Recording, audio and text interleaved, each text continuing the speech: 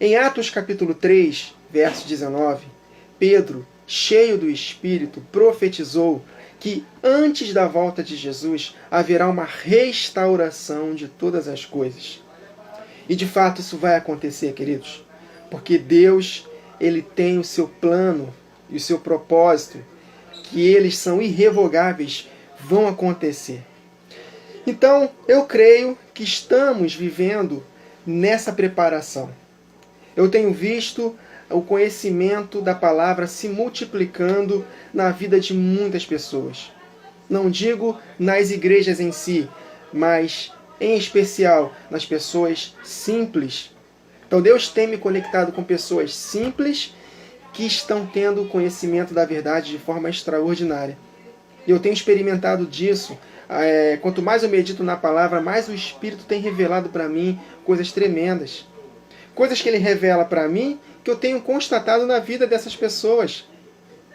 Então, queridos, uma restauração de todas as coisas está incluída a palavra.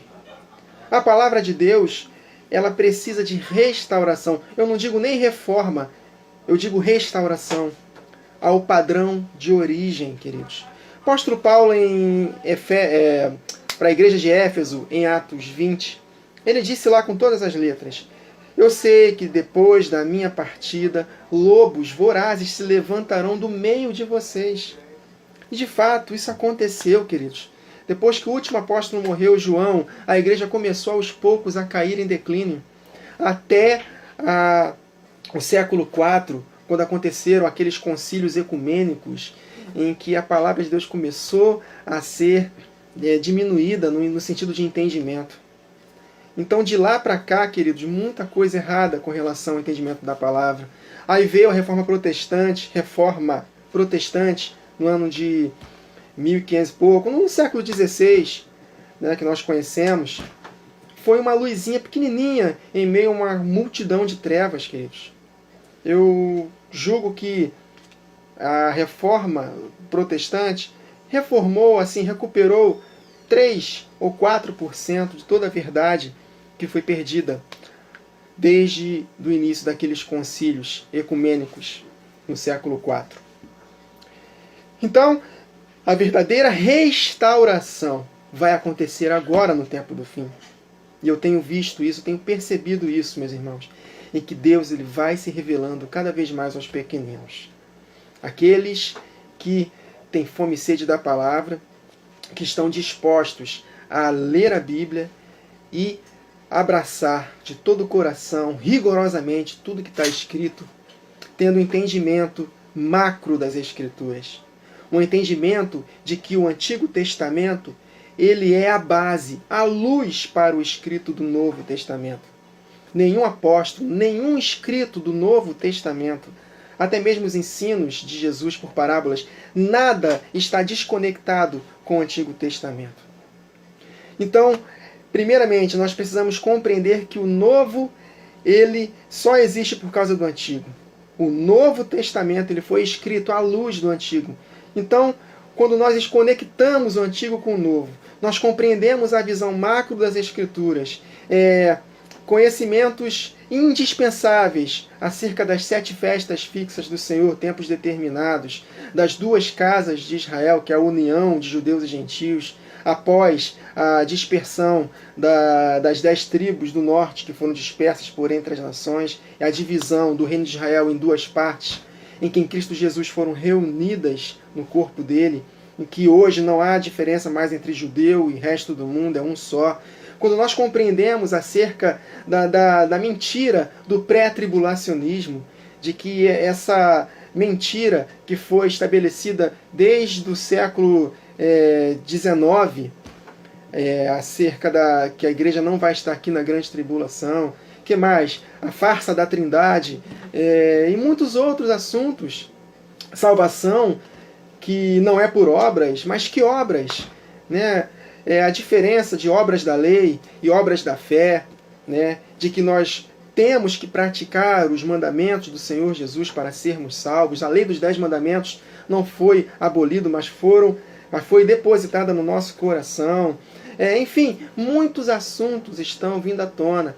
Compreensão mais detalhada acerca do reino milenar, da Nova Jerusalém, que será após o milênio, do que vai acontecer na última semana profética, compreensão das 70 semanas de Daniel, e que a última semana profética está prestes a acontecer, totalmente conectado com as festas. Enfim, muitas verdades estão sendo reveladas para o povo de Deus.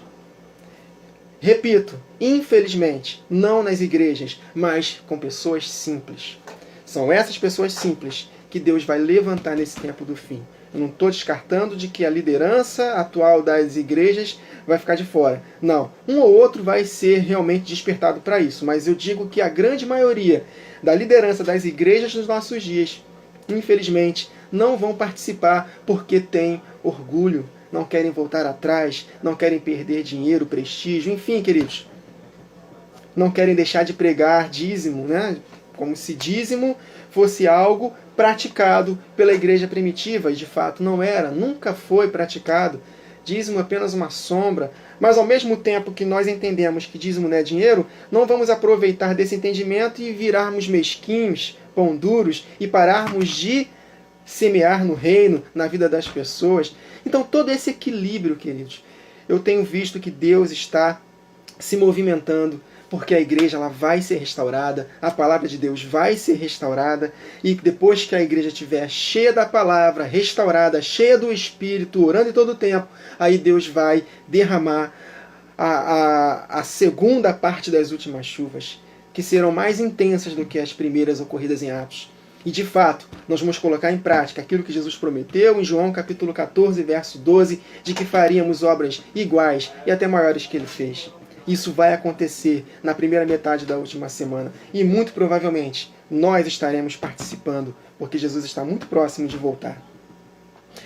Então, o que eu quero dizer com isso? É porque tem muitos irmãos que não estão dispostos a sofrer. Estão dispostos, sim, a participarem, a terem a sua parcela de contribuição para a restauração de todas as coisas, da restauração da palavra, mas não querem sofrer. Queridos, não tem como nós não sermos perseguidos. Vocês acham que Satanás vai ficar quietinho só olhando as coisas acontecerem? Não, ele vai nos perseguir. Ele vai usar pessoas, até mesmo próximas de nós, para tentar nos frear. Queridos, nós temos que entender que para tudo que Deus quer fazer através da nossa vida, tem que ter sofrimento. Tem que ter perseguição. Para nós, foi dado o privilégio de não somente crer em Cristo, mas de padecer por Ele. Nós devemos nos preparar, queridos, para as perseguições e resistências que virão. Então, nós não devemos buscar aplausos de ninguém, reconhecimentos de ninguém.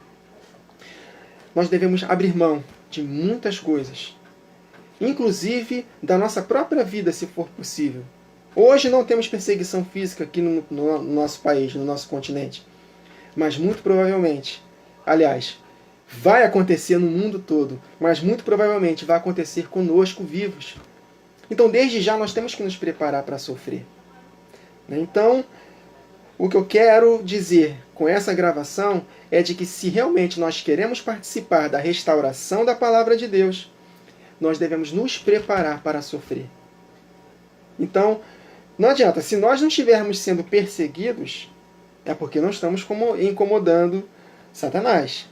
Agora, se nós estamos sofrendo resistências, maravilha, queridos, é isso aí, estamos incomodando o império das trevas. Então, queridos, é tempo de nos enchermos da palavra, é tempo de nos envolvermos com a palavra mais do que nunca, sermos crentes bereanos, ouvir tudo, examinar e ir para a palavra. E só aceitar aquilo que está escrito dentro do seu contexto. Amém, queridos?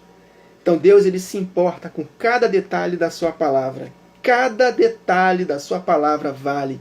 Cada assunto da palavra é válido. Para que eu vou querer saber sobre a marca da besta? Que bobeira! O que isso vai servir para a minha vida? Está na palavra? É importante. Até as genealogias são importantes para nós. Todo o assunto da palavra é importante. Então que possamos ter esse zelo pela palavra. E ao mesmo tempo, estarmos dispostos a sofrer. Amém, queridos? Mas nós devemos ter motivo de toda alegria o passarmos por várias provações. Amém, queridos? Que possamos preparar o lombo para apanhar do lado de fora. Mas, ainda que sejamos abatidos, jamais seremos destruídos. Amém? E Jesus Cristo nunca vai nos desamparar. Então, que possamos ficar firmes com essa restauração. Parece loucura para nossa mente. Parece que estamos indo contra a maré. E de fato estamos indo contra a maré. Porque devido ao aumento da maldade, o amor se esfriaria de quase todos. E esse amor é o amor ágape, o amor da igreja. Na igreja vai se esfriar. Mas aquele que perseverar até o fim será salvo, queridos. Então que possamos estar dispostos a experimentar desse restaurar da palavra de Deus, nos preparando para as resistências. Quanto mais resistência, melhor. Amém, queridos? Então, se somos perseguidos por fazermos a justiça, que possamos ficar felizes, porque o Espírito da glória repousa em nós. Amém? Ao mesmo tempo que estamos preparados para sofrer, que possamos tomar cuidado com a nossa santificação também. Que possamos ter cuidado com a nossa prática. Andar em santidade mesmo, não só na vista das pessoas, mas também no secreto. Andarmos em santidade. Homens, fazermos aliança com os nossos próprios olhos, para não cobiçarmos para uma mulher. Ser como Jó, no capítulo 31, fazer uma aliança com os olhos. Nos santificar, fugir de toda aparência do mal. O temor do Senhor é afastar-se do mal, queridos. O princípio da sabedoria. Que possamos desenvolver um hábito maior também de oração. Orar em espírito, que é orar em línguas. Se você não é batizado com o Espírito Santo, queridos, não dá atenção para quem não crê nisso. Vá para a palavra, medita na palavra. Isso é um dom para todos. Então que possamos experimentar de tudo que Deus quer para nós. Nos prepararmos, nos fortalecermos no Senhor e na força do seu poder. Vestirmos toda a armadura dele, orando em todo o tempo, para estarmos de pé no dia mau e depois de termos feito tudo, permanecermos inabaláveis na edificação da casa do Senhor Jesus, que é a igreja. Galardão maravilhoso estará aguardando nós. Todo atleta em tudo se domina para ganhar uma coroa corruptível, mas nós devemos nos dominar em tudo para ganharmos uma coroa incorruptível. Então, ânimo, queridos. Vamos participar sim da restauração da palavra, mas ao mesmo tempo preparados para o sofrimento, para as perseguições. Amém? Que Deus nos abençoe e que a sua graça nos capacite cada vez mais. Quem amar a sua vida vai perder, mas quem perder a sua vida por amor a Cristo vai ganhá-la para a vida eterna. É tempo de avançarmos para que Deus possa cumprir os seus planos e propósitos irrevogáveis na vida da igreja. Que possamos fazer parte desse seleto grupo maravilhoso, daqueles que vão escolher a vida, escolher sofrer por amor a Cristo. Amém, queridos? Que Deus nos abençoe.